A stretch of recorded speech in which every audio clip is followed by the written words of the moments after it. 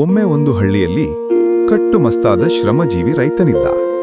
ಬೆಳಿಗ್ಗೆ ಸೂರ್ಯೋದಯಕ್ಕೂ ಮುಂಚೆ ಎದ್ದು ಎತ್ತುಗಳ ಜೊತೆ ಹೊಲದಲ್ಲಿ ಕಷ್ಟಪಟ್ಟು ದುಡಿಯುತ್ತಿದ್ದ.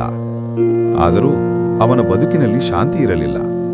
ಸಾಲದ ಬಡ್ಡಿ, ಒಣಮಳೆ ಮತ್ತು ಕಳವಳ ಇವೆಲ್ಲ ಅವನ ನೆರಳಾಗಿದ್ದವು. ಒಂದು ದಿನ ಅವನ ಹೆಂಡತಿ ಕೇಳಿದಳು, ಅಯ್ಯ ಕಟ್ಟುಮಸ್ತ, ಎಷ್ಟು ದುಡಿದರೂ ಸುಖ ಸಿಕ್ತಿಲ್ಲ ಅಂದರೆ ದೇವರ ಕೃಪೆ ಇಲ್ಲವೋ? ರೈತ ನಗುಟ್ಟ ಹೇಳಿದ, ಶ್ರಮ ಮಾಡಿದವನು ದೇವರ ಮನೆಯ ಬಾಗಿಲು ತಟ್ತಾನೆ, ನಾವೇನು ಬಿಟ್ಟು ಬಿಡೋಣ? ಆ ದಿನ ಹೊಲದಲ್ಲಿ ಕೆಲಸ ಮಾಡುತ್ತಿದ್ದಾಗ ಒಂದು ಕೋತಿ ಬಂದು ಬಾಳೆಹಣ್ಣು ಕಿತ್ತು ಓಡಿತು. ರೈತ ಕಲ್ಲು ಎಸೆದ, ಆದರೆ ಕಲ್ಲು ಬಿದ್ದ ಸ್ಥಳದಲ್ಲಿ ಏನೋ ಮಿನುಗಿತು.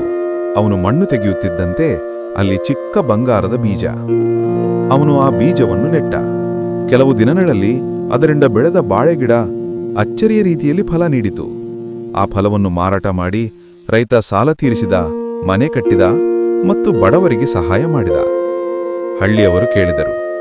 ಅವನು ನಗುತ್ತಾ ಹೇಳಿದ, ಭಾಗ್ಯ ಅಂದರೆ ಮಳೆ ಅಲ್ಲ, ಅದು ನಾವೇ ನೀಡುವ ಶ್ರಮದ ಬೀಜ. ಶ್ರಮವಿದ್ದರೆ ಅದೃಷ್ಟ ದೂರವಲ್ಲ. ಸ್ಟೋರಿ ನಿಮಗೆ ಇಷ್ಟ ಆದರೆ ಸಬ್ಸ್ಕ್ರೈಬ್ ಮಾಡಿ. ಸಬ್ಸ್ಕ್ರೈಬ್ ಮಾಡಿದ್ರೆ ಮುಂದಿನ ವಿಡಿಯೋದಲ್ಲಿ ಸಿಗೋಣ.